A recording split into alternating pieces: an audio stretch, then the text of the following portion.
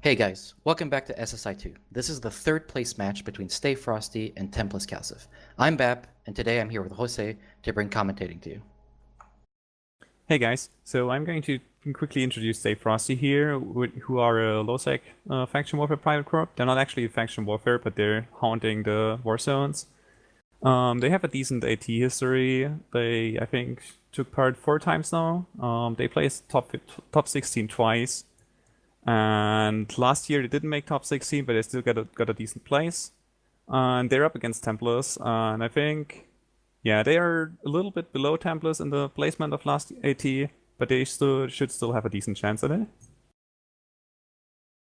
Yeah, now let's talk about Templis real quick. Now, Templis is an actual faction warfare alliance. They've been in Caldari faction warfare for a very long time.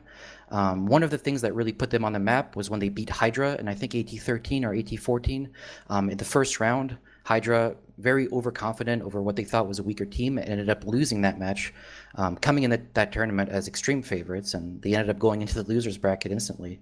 And that really put Templis on the map and sort of got their name out. Since then, they've been fighting in pretty much all the tournaments, from the big ATs to the sort of middle-sized tournaments, and they've usually been doing pretty solid showings. They're sort of a mid-tier team. You expect them to beat out anyone that you don't know, but not quite to be able to really pull ahead and beat out the much stronger teams. Having said that, let's go into our pick and bans here. Right, I'm going to go over what Stay Frosty did here. We'll quickly talk about the bans, and then about what they picked. So they already had one match played by this point, so they used the Armageddon comp, and due to the rules, they cannot actually use that comp again. So they're already down one comp.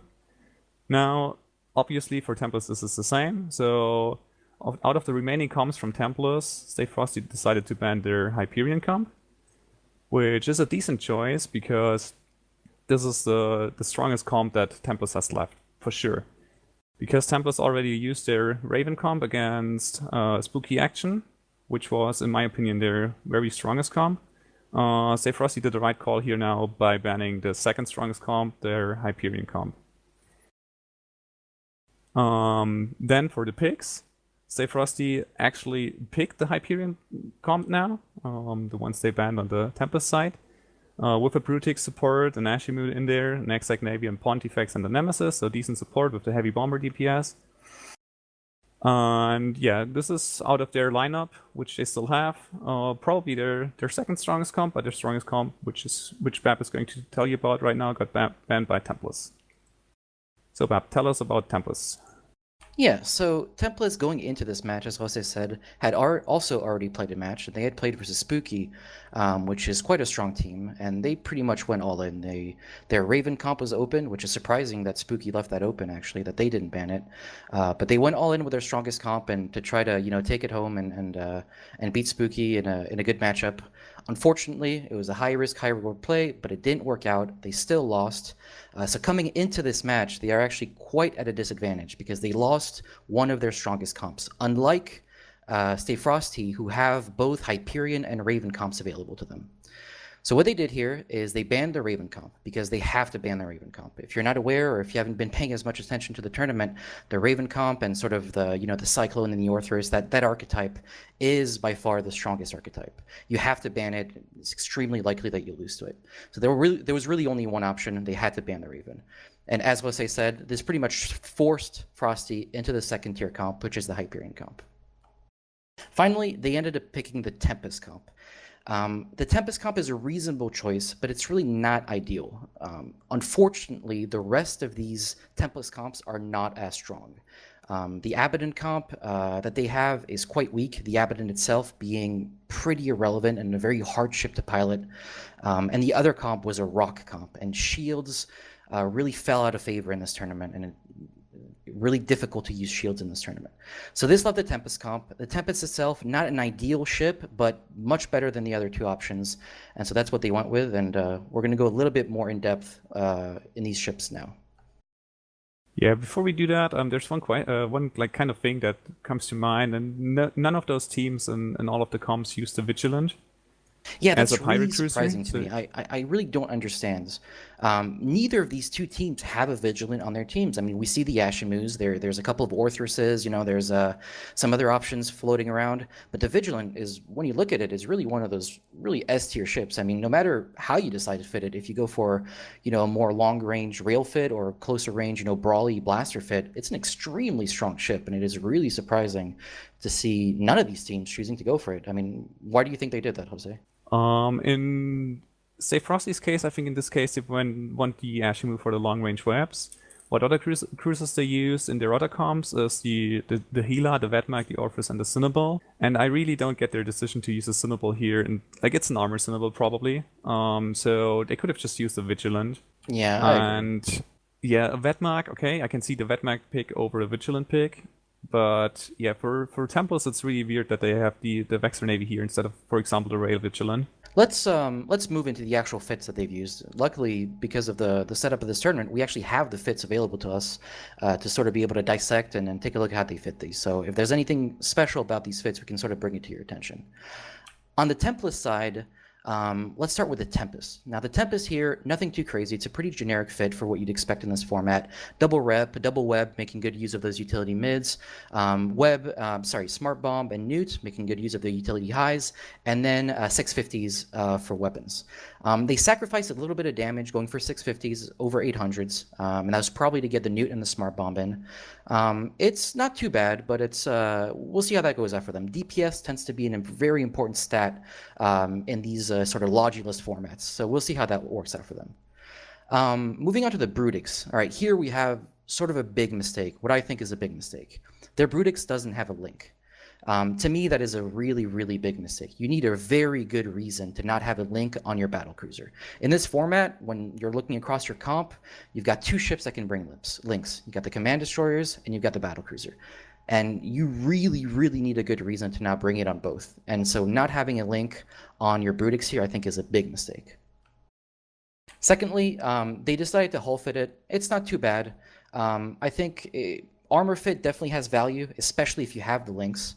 But the hull isn't too bad, and their weapon system here is the rail, which I definitely think is the right call. Going blasters here would be really difficult. The battlecruisers are sort of pretty squishy, even if you tank them quite heavily, and being able to stay at range and shoot with the rails is really, really good. Moving on to the VNI.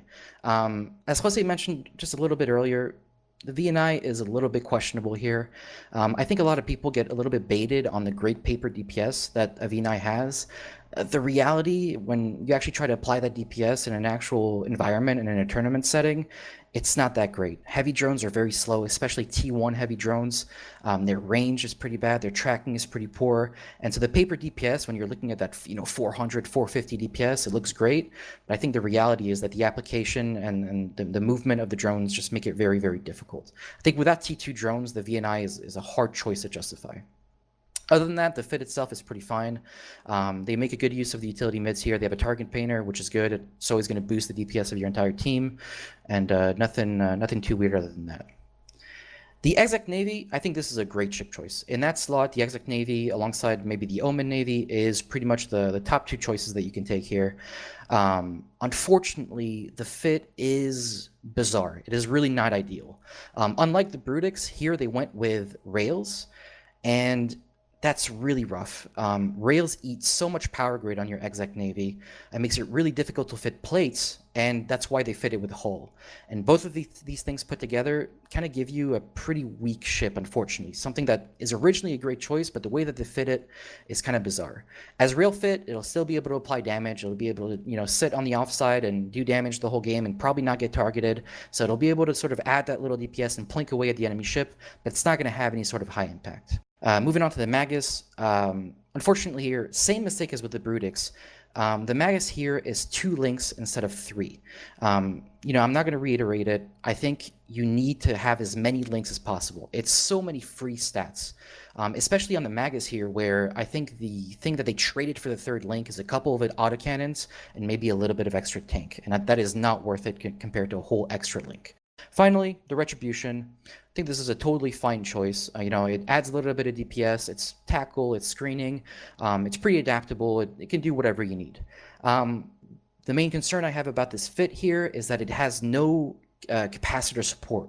So it does not have a cap booster, obviously because of only 2 mids, and it does not have a NOS. And I think they really should have thought about putting a NOS on here, because even a small newt on any ship will give this ship some pretty serious troubles. So as long as they can keep it safe from cap warfare, this Retribution should do just fine. Now we're going to move on to the Frosty fits with Jose. Yeah, and Bap just finished with talking about newt vulnerability and what that did Frosty bring and Ashimmu, and the Hyperion with a utility newt. So yeah, this Retribution will not have a good time if it gets close to those fits. And I'll start by going over the Hype fit, which is the standard blaster fit that you would expect. Only 1 max up for extra tank, so this fit reps about 2.3k EHP a second. It's a very tanky Hyperion. What's also interesting about this Hyperion is that it's dual heavy cap booster fit, which is not usual, because normally like one heavy cap booster with 3200s is plenty of cap to run the tank even under pressure. Now I think they probably like kind of feared a matchup versus a newt heavy comp, so they have those 2 cap boosters to prevent being headshot by newts and DPS, which is actually a smart choice, but in this case, like versus the Tempest comp, this is absolutely a bad call, but they didn't know that beforehand. But yeah, the Hyperion is a pretty decent fit otherwise, and it's such a strong ship in its own that like this ship alone gives them a heavy advantage over the Tempest comp, because anything that comes close and wants to brawl just gets wrecked by the Hyperion. Onwards to the Brutix. Stay Frosty went for a completely different approach here on the Brutix, except for the tank, which is the same. It's also whole tank, so it doesn't make use of the armor rep bonus. They, however, went for a blaster fit, which can be a decent choice, but in this case it means the Brutix needs to be actually close to the battleship to apply its DPS, which usually is pretty bad news for the Brutix, because it's not that tanky. Even with a full tank fit here, no max ups, 5 bulkheads, it gets only around 100k EHP, which is like a lot, but in this setup without Logi, it doesn't actually mean that much. It will die pretty fast. Onwards to the Ashimmu. Actually, no, let's go back to the Brutix, because I forgot to say something. Bap just spent a lot of time talking about links, and Stay Frosty actually made the right call here by putting a skirmish link on this Brutix, so it's actually like able to give rapid deployment, which means all their ships are going to be decently fast. The Ashimmu then is a classic full newt fit. They went for 3 newts, 2 NOSes, so they could have probably gone for 4 newts and 1 NOS, still be fine against this comp. They went for a full passive tank, almost pulls 80k HP, so this Ashimmu almost has the same tank as the Brutix. They could have still gotten a little bit more out of it with active hardness, but they went passive, which is fine, I guess.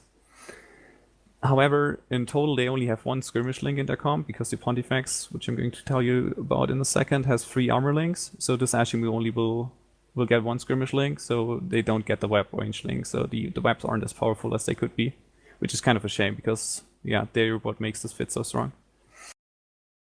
Onwards to the Exec Navy. Here, again, Stay Frosty did the completely opposite thing of Templis. They went for a blaster fit, which in my opinion is the better choice.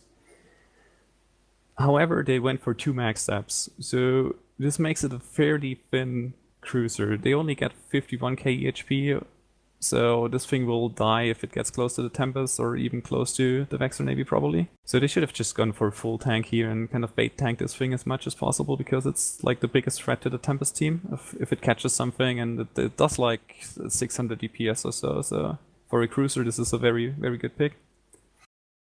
Onwards to the Pondi, I've already said it has 3 armor links. They kind of missed to put offline info links on the fit, which is okay in this setup. But yeah, if they fear to kind of meet ECM, an offline info link is really something nice to have, so you can just offline one of the armor links and online the info link. Okay, they also have one weird thing in the Pondi, which is the dual dams. And dams without scripts, because scripts aren't allowed in this tournament, are kind of really shitty, especially if you only have 2. I think they went with the dams to just like cover missile and turret setups, so they didn't have to decide between missile disruption computers and tracking disruption computers. But I think in this case they just ended up with 2 dams that are pretty much useless. I think they used those to actually keep the Nemesis safe, because the interesting thing about their last ship, the Nemesis, is that it's a polarized sniper fit. So this thing has absolutely 0 tank. It pushes out about 800 to 900 DPS, which is just a crazy amount. And yeah, it can range to 100 kilometers, so it can just sit back and just snipe with its missiles and hope that the Ponti stamps will keep it safe. But I think Frosty would have been a lot better off here just putting tracking disruptors on the Ponti, and that would have kept the Nemesis a lot more safe.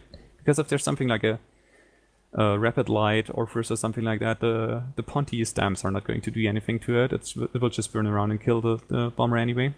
Yeah, that bomber is really, really interesting. We've seen a couple of these polarized fits going around. It's, it can pay out really, really big. If that thing stays alive for more than 20, 30 seconds, then it's very likely that you can win the game just off damage alone. Having said that, let's move on to our matchup here. So who do we actually think is going to win here? To me, on paper, this seems like a Frosty advantage. Templis cannot take this fight straight up. They cannot brawl with the Hyperion. Their Tempest is too weak. The Hyperion and the Ashimmu in a brawl bring way too much power, way too much neuting, way too much control. If they go straight up, they will very likely lose. And Frosty, there's not going to be much for them to do other than activate their guns and watch Templis melt. I think Templis are going to have to play this a little bit defensive, probably warp at range, and see if they can force misplays off of Frosty, and maybe try to abuse their longer range with their rail setup to try to force mistakes out of Frosty. In a brawl, the Hyperion is just better than the Tempest. The Ashimmu just nukes everything out. They both have the same battle cruiser, but one of them is range fit. So again, Templis can try to take advantage of that fit. And I'm not sure, but Tempest also has significantly more links. Sorry, Frosty also has significantly more links. And I think that's going to be quite a big advantage. So what do you think, Jose? Yeah, I kind of agree. The only way I can see Tempest pulling this off is just warping everything at range, because one other important thing of this tournament is that the teams actually know the comms of the enemies before they warp in on field. So what Frosty sees is that, okay, the Tempest has this range comp, so okay, this might give us trouble. So Frosty tries to warp as close as possible. They will warp at 0, pretty much with everything except their bomber, or maybe their links as well. And Templis sees the Hyperion comp and thinks, okay, I don't want to brawl at 0, so they probably warp in everything at 50. At least that's what I would do, and just try to kite it out. The Tempest has decent amount of range, so they should be fine with just running away. But this is against the clock, so Templis, they are against the wall here. They just need to run and hope they can get the Ashimmu or any tackle that comes in down and have the rail Brutix snipe the Nemesis. Yeah, I think I totally agree with that assessment. Templis have to take it slow, play defensively, and see sort of what advantage they can get, and try to make it go a little bit longer. All right, and now let's move on to the actual match and see what actually happens. We got 8 seconds on the countdown here, and we're about to get into it. It looks like we have the Stay Frosty team warped in very, very close. We got the Hyperion at 0, and as expected, the Templis team is at range. Everything's at 50, just waiting. Okay, here we go. The match starts. Stuff from Frosty's side is burning in, as we expected. Tempest is kind of pulling back. They're sending drones in now. The Pontifex is kind of, from Frosty, is going around trying to catch something. Yeah, if you follow those blue lines, you can very clearly tell that Templis wants nothing to do with this brawly comp here that's running right at them. Stay Frosty is running at them, and they're just running straight away. Yeah, and Templis just killed the Nemesis, so you can see the drone cloud that just fucked up the Nemesis, and probably the Brutix actually did something too, so this is already one chip down for Frosty. Now, the real question is, how did they manage to target those drones on the Nemesis? That Nemesis should have been 50 away, and Templis warped in at 50. How did they get drones on it that easily? That seems like a piloting mistake to me. Maybe the Brutix got some shots off on it? Yeah, possibly. Now, Templis is shooting the Navy Exec. They have got him hard tackle, painted, nuded. He won't catch anything. However, the Retribution is also hard tackle, but yeah, it's an assault frigate, will survive for a while. Yeah, there seems to be very little damage going out on just about anything here. It's kind of awkward. We still see the Brutix and the Hyperion just sort of slowly running into the enemy team. We have this Exequror here that's just staying out the fringes. We got the Brutix that seems to be doing whatever it wants. Yeah, and now we've got the Tempest hard tackled. I think that's the Hyperion that reached the Tempest. So now the Hyperion can start doing work and start damaging that Tempest for real. Yeah, the Brutix, the Hyperion, and the Exec Navy are all free on the Tempest now. They need to burn this Tempest now as quick as possible. Now, the Navy Exequror is slowly dying here. I'm not sure exactly what's on it, but I would wager it is probably the Brutix and the Navy Exequror. They're just gunning it down. It's probably tackled by the Retribution, and it is very slowly going down. It's about to enter armor. Oh, sorry. Yeah, the Navy Exec is actually dropping here really quickly. Meanwhile, Frosty is splitting damage between the Retribution and the Tempest, and they're not actually breaking this Tempest, which is really Now, the weird. Tempest seems to be totally fine. We have to wonder where that Hyperion damage is going right now. He is tracking disrupted. It's possible that he didn't see the tracking disruption, and funnily enough, tracking disruption on blasters can have a huge effect, because going from your 4 or 5 optimal to 3 can really reduce your incoming damage. And meanwhile, they still haven't been able to kill the Retribution, which pulled range. It's sitting at a solid like 2k, now going down to 1k speed. Meanwhile, yeah, say Frosty's Hyperion is actually dropping. Yeah, that's very bizarre. How we have to wonder, he shouldn't be neuted out. The one nude from the Templis should not be doing any sort of work. He's pumping 3200s through 2 cap boosters. He should not be struggling this badly. But meanwhile, the Tempest is also going down. This is actually quite a race. Whoever goes down first here will definitely get Hyperion just pulled back a little. Match. So did the Tempest, though. Holy shit, this is actually really close. How is the Hyperion with trading the way with that the Tempest Hyperion here? is tanking right now, you have to wonder if he didn't activate his reps way too late, because he's holding on after dropping armor super quickly. Meanwhile, Frosty's still like wasting DPS on this Retribution, which is not doing anything here. You have to wonder what the Ashimmu is doing. How is that Tempest tank not turned off? That is a full nude ship. It should be, and the Hyperion goes down. Hyperion is down. Okay, so this is definitely in Templar's favor now. Yeah, I think we can probably call back. it here. This is totally over. I don't see a way for Frosty to come back into this. Their Brutix is tackled now.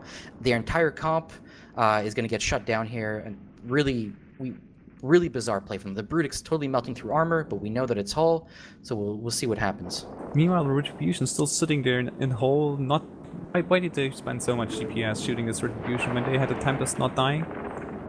I think that it screened the Hyperion early, because the Hyperion grappled the Retribution early, and maybe they felt that it was a threat. They were afraid that it was going to pit down the Hyperion for an extended period of time. They felt like they needed to kill the Retribution, but I just don't know. I think that was a pretty bad call, spending so much time on the Retribution. Yeah, especially if they have an Ashimmu. As the Brutix goes down.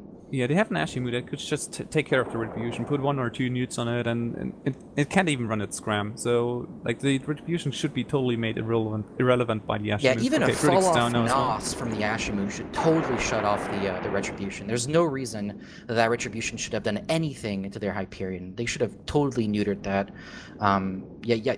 I think this seems like a pretty severe shot calling issue. I don't know what you think about that, but I don't think they put their webs and their newts where they needed to be. I don't think they made the right calls, and Templis sort of just took him apart. There was a pretty close duel between the Tempest and the Hyperion, and I think the Hyperion just activated those reps a little bit too late, because he held on in low hull for an extended period of time after dropping straight through armor. And Can if he had kill repped this up at high armor. Oh yeah, they finally managed to actually kill the Retribution, so at least they're not 0. Meanwhile, Ashimmu dropping. It's just a as well. consolation prize at this point. Yeah, so they're now shooting the Magus, and the Magus is actually like taking a decent amount of damage. It just spent so much time on this Retribution, and this is all wasted DPS here. Yeah, you have to wonder that this is only Pontifex drones going to work on this Magus. If they had chosen better ways to appropriate their damage, perhaps they could have made this a little bit closer. But as it stands, Frosty loses, and Templis is going to take 3rd place in this tournament. Yeah, great showing from Tempest, from Templis. I'm a little bit disappointed at Frosty, because they could have definitely played us a little bit better. But yeah, thank you for watching this match. Yeah, thanks.